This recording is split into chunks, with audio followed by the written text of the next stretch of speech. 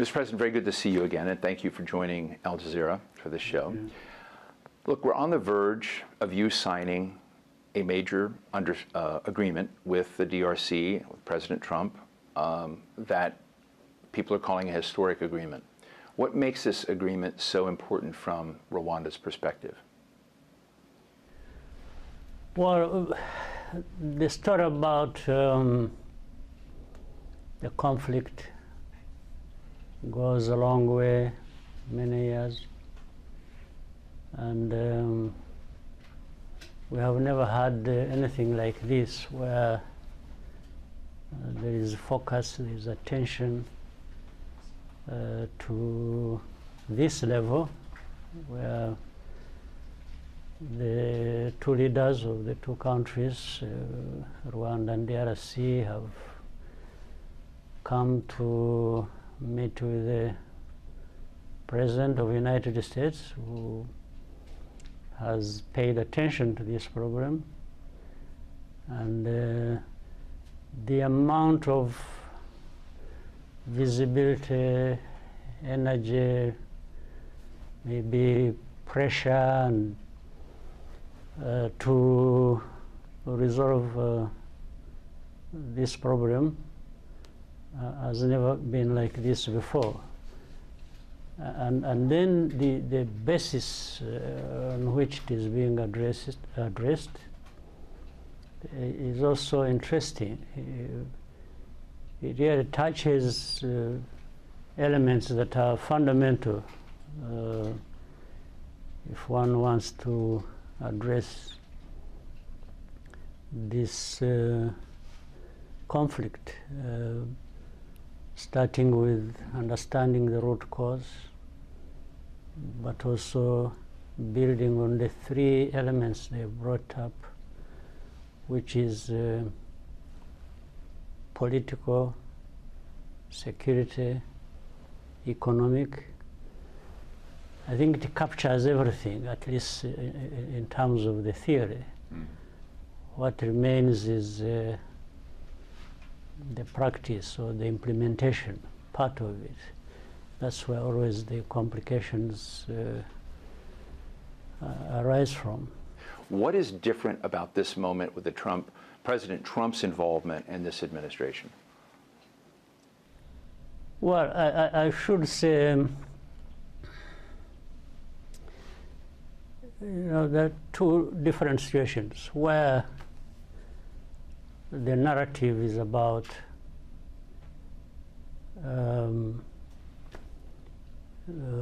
being connected with the problems of Africa, then putting that in the general framework of what we know is the global order, or what we have known for quite some time. Then theories about all kinds of things, democracy, freedom, this, and human rights, and so on and so forth. But for many years, we have seen that these have remained just stories and theories, but in practice, you don't see that translate into improvements of many countries or people's lives, say, on our continent. Then you have the other, which focuses on some tangible things, if it is trade, different economic interests, how they translate into improvements of people's lives, and focusing on the real things. And, well, as people have said, looking at the transactional nature of what do you give, what do you gain, what are the results, that makes it easy to measure what you are getting out of any engagement. I think, in my personal opinion and experience from our own situation, Rwanda's or the regions, I prefer the latter. I find there are things you get out of that, but the other ones is just, in fact, sometimes the former the first one I mentioned. Sometimes it just increases problems that have to be managed, and managing those problems becomes an industry in itself that keeps going forever. But when you look at what is happening on the ground, or if you were to ask people and their experiences, and they will tell you their situation has not, their lives have not changed. If anything, maybe they go to worse. So I don't want to go too much into this because I understand also that the main responsibility is with us. We must be the ones there to make whatever opportunity available work for us, or even absence of opportunity. Still we've got to find a way of doing what is meaningful to us. So I always don't want to put the blame on others. Maybe they carry the blame, sometimes a lot of it. But this blame is probably also invited by our absence in dealing with our affairs, in carrying our responsibilities the way we should. So absent all that, I think I don't want to blame anybody. Has President Trump now gotten into Africa? Is he into turning this situation both into economic gains for the U.S., but also, a peace notch for him? Well, if this is anything to act as an example, I think that is the case. The very fact that President Trump found time and got interested and invited us and other leaders who will be witnessing this and who have been involved in the processes before, I think one can give credit for that. Many other issues that are talked about or raised by different people, whether they have their merits or not, I want to focus on areas where I think we can have progress and that can address the outstanding problems that we face today. Another key player, Mr. President, has been Qatar. And around this, there have been two processes, two tracks, if you will. And my understanding is the United States has been dealing with the nation-to-nation, bilateral issues, and Qatar has been helping a lot on internal issues. Can you tell us a little bit, can you give us a feel for how this works? Because it's sort of an unusual kind of simultaneous dance. So, fortunately, fast forward, we were able to separate this. The internal dialogue matters went to Qatar, and that came following my meeting with President Tshisekedi in Doha, by the way, on his own request. Even with the US, it was his own request. And in fact, the other African leaders and countries were blaming Rwanda, thinking that we are the ones who left the African processes, initiatives, and went to Qatar or came here to Washington. But it was the very man, Tshisekedi, DRC, who actually initiated that. But the hope for him was he would be able to manipulate either the process in Qatar or the process in Washington, D.C. in his favor, because he thinks DRC is too great, too big, that the whole world is interested in having a portion of what they possess, and that he would go paying his way and manipulating people to get the results he wanted. So, but when it came to us, and we were invited to participate either in Doha and here in Washington, we always came forward, but we told people what we thought where the facts and the fundamental issues that must be addressed if we are to look at the root causes. So that's how we ended up having FCM 23 in Doha, talking to government, and in here it was DRC talking to Rwanda, but also in a regional framework. That's why there will be these leaders who have been invited to witness this. So what DRC all along thought they were going to manipulate ended up, as a matter of fact, being separated so that we don't miss out anything that was important. So Doha, very important. Qatar has been near the forefront in trying to bring conflicting parties together, not only in our region, but you are aware of many other places where they have played a very important role. And they are continuing to do so. They are available, they have resources to put to that, and want really peace. So we are happy that these things have been moving forward. So just real quick, I'm just interested in what your gut feeling is. On one hand, you're going to sign an agreement with President Trump, President Tshisekedi, that is about the national issues. And do you trust Tshisekedi's ability to actually control that section of all the currents going on in Eastern DRC? Well, first things first.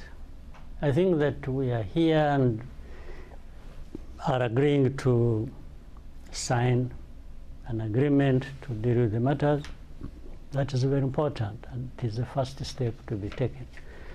And some agreements have been reached in Doha as well, in Qatar. That's very important. So that means we are now trying to move the next steps and move forward.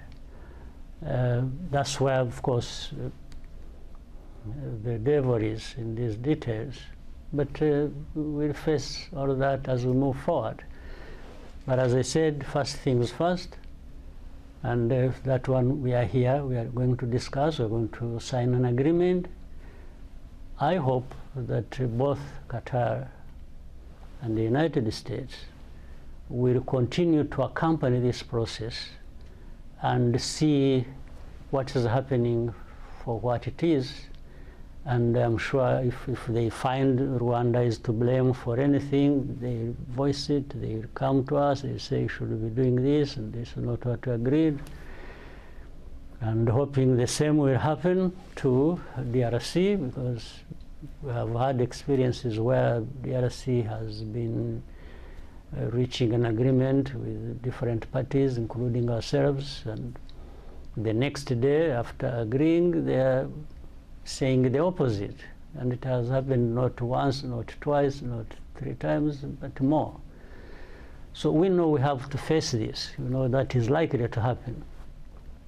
But it shouldn't divert us from the actual direction that is on a good start, and that we have to move forward. So we keep step by step seeing what we need to do. Mr. President, the new great race in Washington is the race with China. Concern about dependencies, worry about critical materials, worries about national security and economics. And I know that a big part of your evolving relationship with the United States are critical material sales. You produce tungsten, tin, other key materials. How are you fitting in, if you are, into that equation of the Trump administration's interest in competing in a lot of this this footprint around critical materials and other issues in trade? Well, I'll not talk much about the competition that is going on across the world. It's too much for me to carry on my shoulders. I just I can make an analysis for you and move on, but I won't waste my time on that. I want to concentrate on this problem we have in our region that involves all countries in our region, but particularly Rwanda and the DRC. You know, people have falsely believed that everything that DRC is known to have is only in the DRC, nowhere else. So if you talked about minerals in Rwanda, and they do exist, people would just say, no, this is not Rwanda's, it is from DRC. Like you have said, whether tungsten, tin, tantalum, it's all of these exist in Rwanda. In fact, of super quality, much better than you would find in other places, like tungsten. I think we are now number 4, I'm told, in the world, if not first in Africa. We produce that. And this came to our knowledge for quite some time. We have had a company that is US-based, Trinity Metals, that actually made the findings and has invested over a long time and has been mining and always improving on how much they can process within the country and so on and so forth. So this has now come out clearly that whatever we have in this area has nothing to do with the DRC. It is Rwanda's. Even other areas, we have beryllium, we have other critical minerals, lithium, and so on and so forth. These are essentially critical minerals, and have some gold. Maybe Congo, DRC, has more gold than we do, but we have gold. So it can't be seen that every gold we the price is high right now. yes, that every gold we export is coming from DRC. But if anything, the neighboring countries, the other neighboring countries to DRC, actually from DRC through those countries, there is much, much bigger volume than anything that goes through Rwanda. But Rwanda is always picked on, and that relates to this conflict and other problems we have had in history. Just trying to play a blame game against Rwanda and then cover up everything else that goes on under that, like even support for FDLR and many things that happen. But this includes some international players. When we are talking about this, we don't just mean Burundi, Uganda, or whatever, no. We mean these big countries in the Western Hemisphere. They are part of that. And the way they play the game of covering up for FDLR and the tragedy that happened in Rwanda and try to apportion, responsibility elsewhere is staggering. You can't understand why that would happen. And then this translates also then in the blame game around minerals or lack of stability in our region. But if you look at also the whole region, we have protected our country, we have continued to grow it and made sure that we are not part of the instability or the source of it, because you can't do that at the same time you want to create a better environment for yourself. So, but people keep dragging us into this for their own reasons I don't understand. President Trump has defined himself as a person trying to achieve peace in a lot of different conflicts. Do you think that President Trump, that you, President Tshisekedi, should be given some consideration by the Nobel Peace Prize Committee? No. Well, others could be considered, not myself. I don't think I'm there. How about President Trump? I don't think I'm there or there yet, so I reserve it for, but why not? President Trump, given what he has done in a short time and trying to stabilize things, the effort he has here put into it, knowing that some of these things, by the way, you wouldn't find answers to these complex problems as an individual, even powerful as the United States is and the President of the United States, you cannot deliver results alone. You also, that's why some of the things, the failures arising out of them, that's why I said we are the ones to blame. If there is a conflict between Rwanda and the DRC and somebody is trying to help and we don't find a solution to that, I don't think you blame the one who was trying to help. Do you have a good vibe with President Trump? I think I would, you know, even the first time, his first term and this time around, I think, you know, I like people for wanting to have results and making, you know, but there are many people in this world who say nice things and end up with nothing and have made it a habit for so many years.